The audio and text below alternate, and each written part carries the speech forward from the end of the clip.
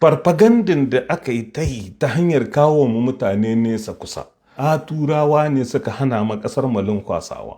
Sun taushe mana arzikin ƙasar mu ta Nijar da dai sauransu. In aka kore su, komi za ya daidaita, za a murƙushe ta'addanci tsawon watanni 6 kacal. Yau ina gari ya waye, an uwanmu 'yan ƙasa 'yan Nijar. An kori turawan. To ina arzikin ƙasar mu ya shiga. Talakkan da aka yi maraba makaku da majaye ta hanyar ruguje mishi kasuwanci, kasancewar wuraren kasuwanci da yawa an wargaza su, an nakasa su, an ruguje su, kai hatta masu fusfus an hana musu shaket.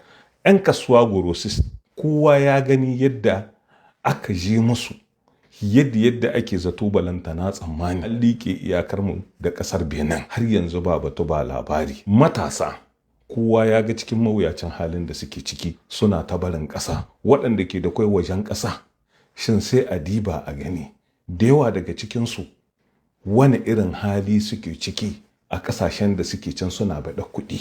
In aka ɗauki misalin mawuyacin halin da matasa majiya ƙarfi suke ciki a ƙasashe irin su Libya, abin yana da ban tausayi matuƙa gaya. In aka komo cikin gida, shin kamfuna nawa waɗanda matasa ke aiki suka liƙe ƙoƙoƙinsu sakamakon ruguza su da wargaza su da aka yi? Sannan duk bai isa ba, ana biye da talaka, ana taimasa bita da kulli. An amshi dala 10 cikin kuɗin wayar salula kowane kira.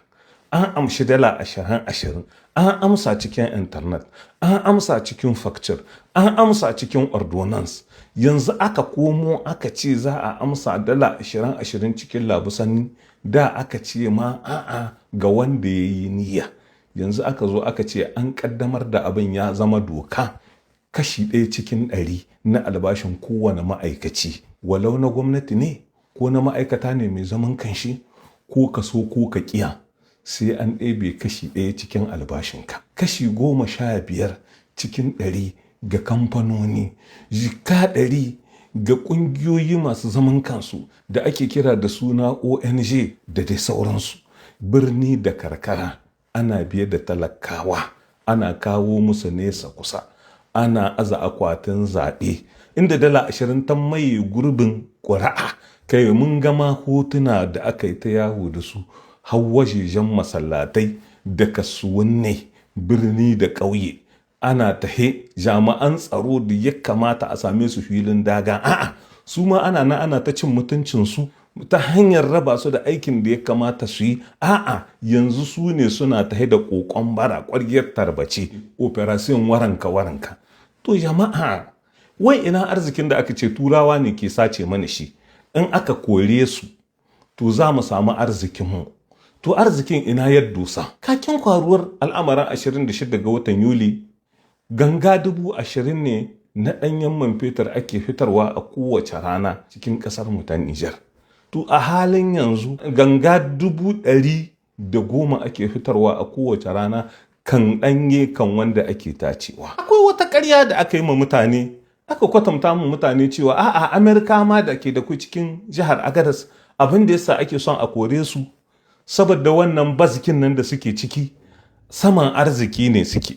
Sun gina ramu suna kwasa arziki iri-iri kala-kala cikin ƙasar mu ta Nijar. To yanzu babu Amerikawa. To shi wannan arzikin da suke kwasa, miza ya hana aje a kwaso shi. To jama'a, ƙarya kure take ba ta ɗiya. Mun gaya muku a daɗe ana yi sai gaskiya.